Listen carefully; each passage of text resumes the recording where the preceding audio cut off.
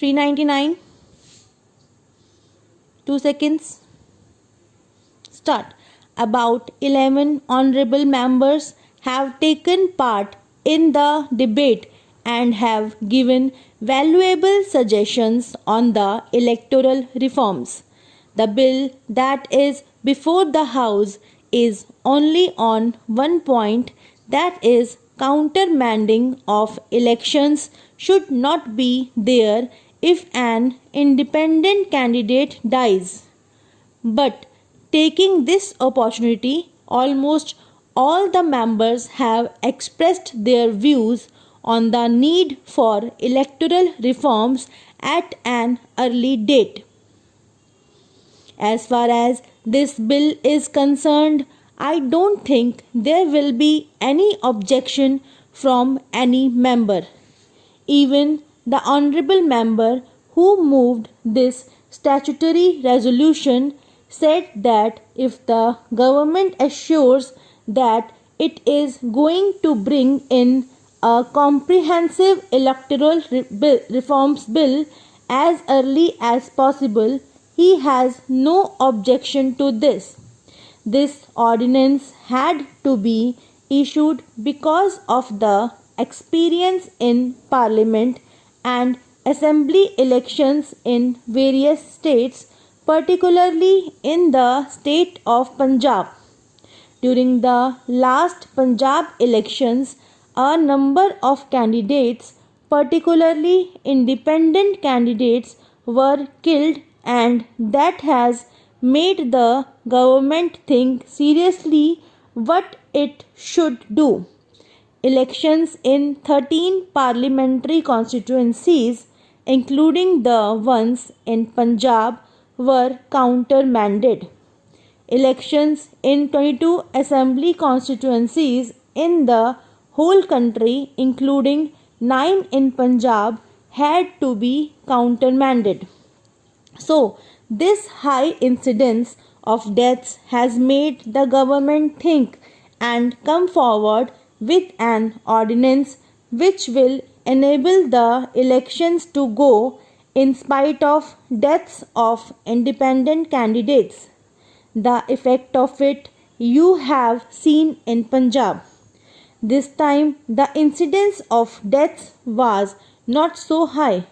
We were able to conduct the elections and the government elected by the people of Punjab was restored after a long time.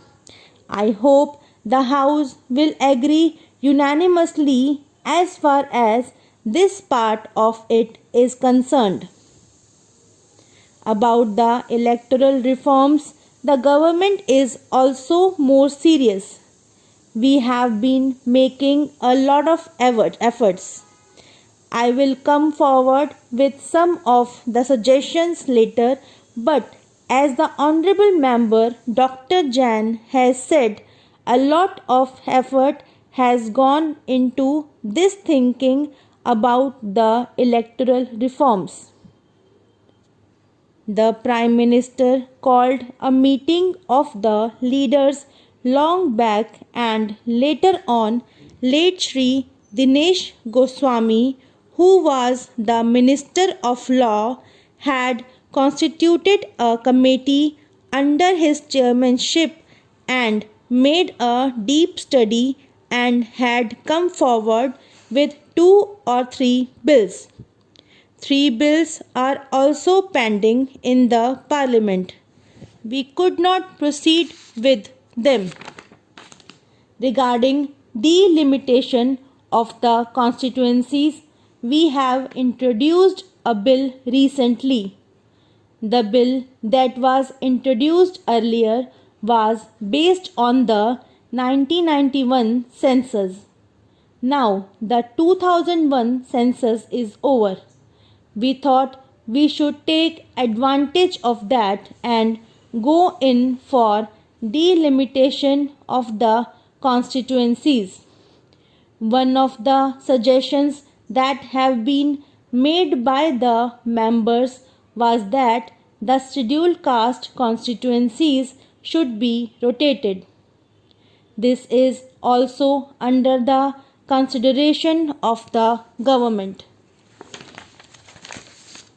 About the appointment of election commissioner and other things, the government is of the opinion that we should take up these things along with other suggestions.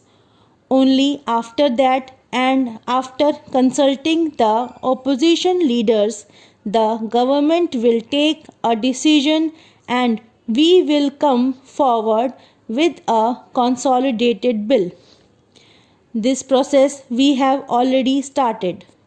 We were waiting for the recommendations on the electoral reforms from the Election Commission. We have received them only recently. We are trying to produce a paper and consult various political parties. We expect to complete this consultation process before the Parliament session ends in May 2002. If possible, we will try to bring forward the bill during this session itself. Otherwise, in the next session of Parliament, we will bring a consolidated electoral reforms bill before this House. Shri Dinesh Goswami's suggestions have been taken into consideration. The committee headed by him has done a good job. That is why he had introduced 4 bills. The most important of them is the multipurpose photo identity cards. Non-serious candidates have to be avoided. How to avoid booth capturing?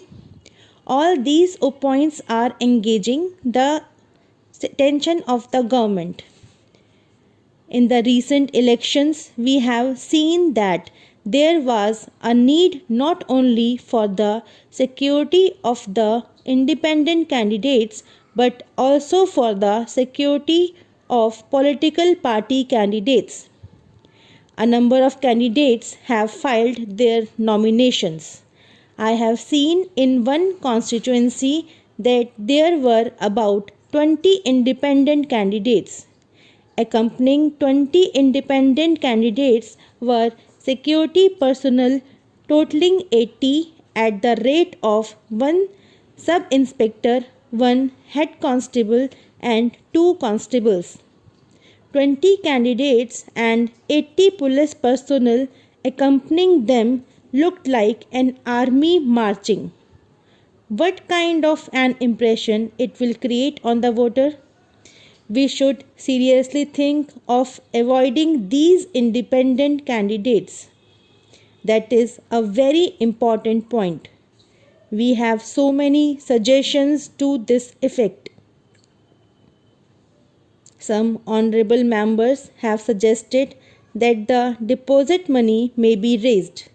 Raising the deposit money alone will not solve the problem. They also suggested that there must be 10 elected proposers for every non-serious independent candidate. Stop.